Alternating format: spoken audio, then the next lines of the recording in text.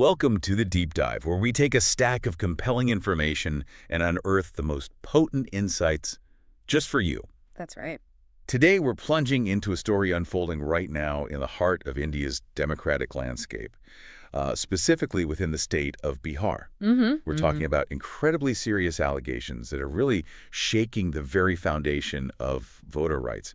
You've got high-profile leaders making some incredibly strong statements. And what's fascinating here, I think, is how quickly this, seemingly local struggle in Bihar escalates. It just becomes this national conversation about the integrity of the electoral process itself. Exactly. We've been poring over reports, statements, analyses, and there's a captivating complexity to unwrap that really resonates far beyond Bihar's borders. Absolutely. Our mission today is to really explore this brewing storm. We want to understand these allegations of voter suppression, try to hear from all sides, and grasp the profound implications this has for one of the world's largest democracies.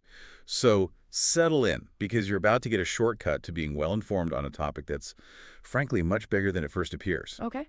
Let's dive in. Okay, so to really grasp the spark that ignited this whole national debate, we need to picture the scene. August 27, 2025, in Muzaffarpur. It's one of the largest towns in North Bihar. Right. And you have Tamil Nadu Chief Minister M.K. Stalin, a very prominent leader from the DMK party, standing shoulder to shoulder with other opposition figures. And he's flown a long way, hasn't he? Over 2,000 kilometers from Chennai. A huge distance. He's addressing this massive crowd, his words, spoken passionately in Tamil, then translated to Hindi.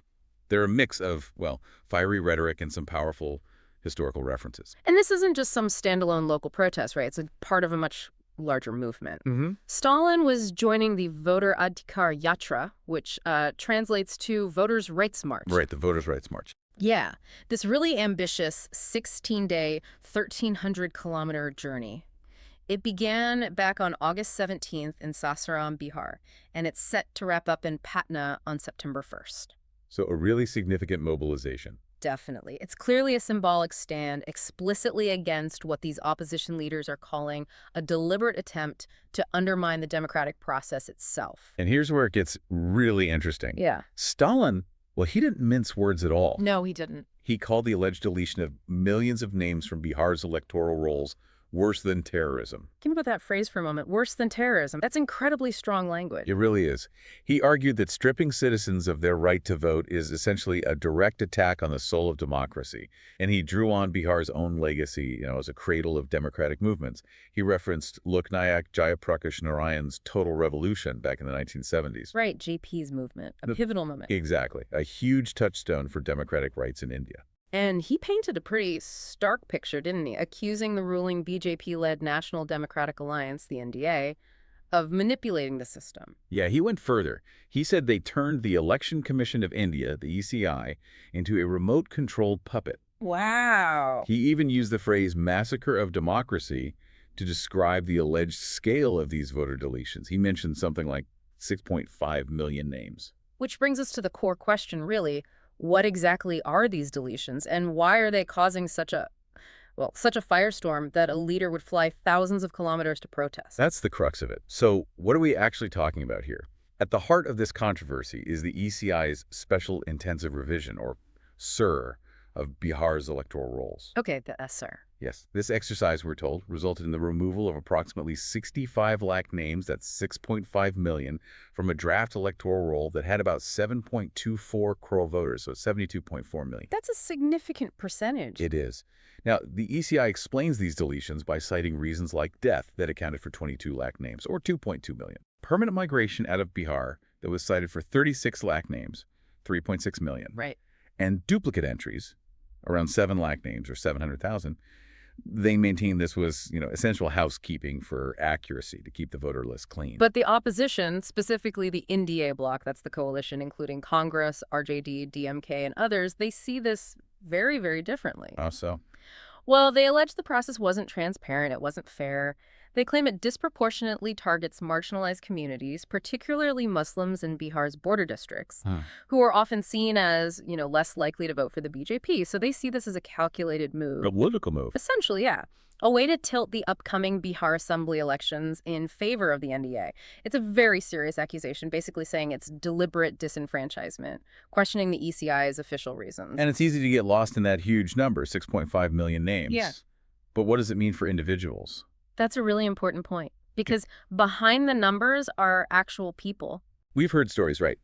Common voters like Pavitri Devi and Srikishan Paswan, Mhm. they view voting as their way to get essential benefits, free grain, pensions, housing, basic necessities. Yeah, for them it's fundamental. So for them, having their names just removed from the voter list, it must feel like a profound betrayal, a direct hit on their livelihood. As Paswan apparently told the BBC, voting matters. It's how we get our rights. That human element is absolutely crucial, and the opposition's allegations go even deeper. Right, like the specifics of the process itself. Exactly. We've heard direct accusations from figures like Shivanand Tiwari. He is the general secretary of the RJD. He questioned the ECI's claim that, 98.3% of electors filled out the necessary forms? Yeah, that figure seemed high to him. He alleged that many block-level officers, the BLOs, who are tasked with the actual door-to-door verification, Ground-level work. simply didn't visit households. And maybe they were untrained or didn't know how to upload the forms properly. So procedural failures. That's the claim. It fuels the argument that the whole revision process was rushed, lacked proper oversight, and led to what Rahul Gandhi starkly called vote chori. Vote theft. Strong words again. Very strong. And this tension, it escalated even more, didn't it? When the ECI itself stepped in regarding Rahul Gandhi's comments. Yes, that was a significant development. The ECI actually demanded an affidavit or an apology from Rahul Gandhi after he highlighted the scale of these deletions. So what did that signal? How are these allegations being used, maybe weaponized, by both sides as the election approaches? Well, this move by the ECI, demanding an apology from a top opposition leader for flagging alleged issues, it doesn't just breed more distrust. It really shows how even the perception of institutional neutrality can become a political battleground itself. Right. Stalin commented on this, too. He said something like, Rahul Gandhi is exposing the truth and the ECI is trying to intimidate him, but there is no fear in his eyes or words. So the opposition frames it as intimidation. Precisely. This whole incident seemed to intensify the political weaponization of what should be administrative processes, rather than actually calming concerns, even though the ECI assured everyone it was based on objective criteria, and that they'd received, I think, 1.4 lakh applications for corrections. Okay, so stepping back a bit, this isn't just about voter lists or technical processes, is it? It's fundamentally a high-stakes political battle for Bihar. Absolutely. The Bihar Assembly elections are coming up at the end of 2025. There are 243 seats. Bihar is always a crucial battleground state. A real microcosm of India's complex sociopolitical landscape. Exactly. And remember, the Indi bloc itself was actually formed in Patna, Bihar, back in 2023. So they see Bihar as the birthplace of their whole mission to counter the BJP's national dominance. So the state holds symbolic importance for them, too. Immense symbolic importance. And its diverse electorate makes it a key test for their coalition strategy. And we saw Stalin really emphasizing that unity aspect. Yes. He praised the India bloc's unity, particularly highlighting the bond between Rahul Gandhi and the RJD leader Tejasvi Yadav. He described them as brothers. Framing it beyond just politics. Right. He stressed this is not just a political alliance, it is a brotherhood to protect democracy and ensure social justice. And he reminded the crowd in Muzaffarpur about the bloc's performance in the 2024 Lok Sabha elections. Where they did reduce the BJP's majority significantly. Exactly. They brought the BJP down to 240 seats, well below their own target. Stalin declared, Bihar laid the foundation for our alliance, and it will once again prove that no authoritarian force can prevail before people's power. So, big claims, high hopes pinned on Bihar. But naturally, there's a strong counteroffensive from the BJP and its allies. Of course. They've dismissed these allegations as baseless. They're calling it a victim card, being played to sort of preemptively explain an expected electoral defeat. So, standard political pushback. Pretty much. Bim Singh, a BJP MP from Bihar, defended the SIR process.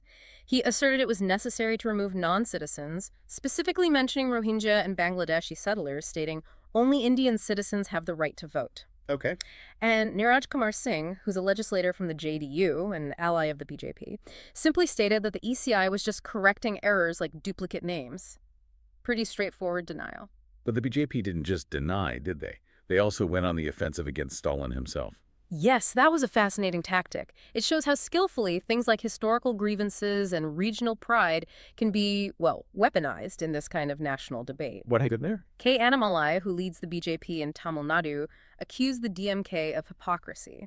He dug up some past controversial remarks made by DMK leaders, including Stalin, about Bihari migrants in Tamil Nadu. Turning the tables. Exactly. For instance, back in 2017, Stalin had criticized northern states, implying they failed to create jobs, forcing their youth to migrate south for manual labor. Right, I remember some controversies around comments like that. Yeah, and other DMK leaders apparently made similar, even derogatory comments.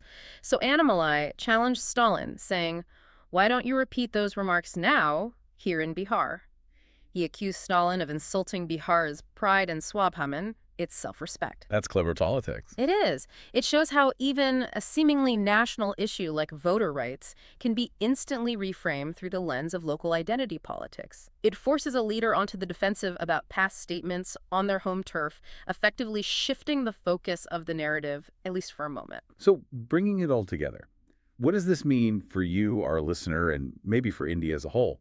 This whole controversy, it raises some really critical questions about the integrity of India's entire electoral system, doesn't it? It absolutely does. The right to vote is just fundamental to democracy. Any perception, let alone proof, of manipulation can seriously erode public trust in vital institutions like the ECI. And that trust is crucial. It's everything. These allegations, if they were ever substantiated, could have consequences reaching far beyond just Bihar's borders. And the timing is interesting, too, considering what's planned nationally. That's a key point, one might ask. How consistent are these electoral roll processes across the entire country? Because a similar massive voter list revision is actually planned nationwide. We're talking about verifying nearly 1 billion voters. 1 billion, wow. Yeah. So Bihar becomes this critical litmus test for the ECI's ability to conduct transparent and fair elections on a huge scale. And the courts are involved now, too. Yes, the Supreme Court stepped in. On August 15th, 2025, they directed the ECI to accept Aadhaar cards as proof of identity for voters trying to get their names restored. Okay, that's practical help for voters. And, crucially, they also told the ECI to publish the names and the specific reasons for deletions. That offers a potential measure of transparency in what's felt like a very opaque process to many.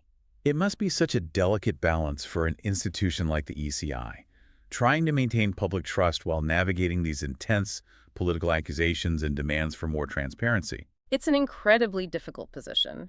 And furthermore, this issue isn't neatly contained within Bihar's borders either. How so? We're also seeing concerns being raised down in Tamil Nadu. There, the DMK and its allies are questioning the addition of about 6.5 lakh 650,000 names described as migrant workers to their state's voter lists. So the opposite situation. Exactly.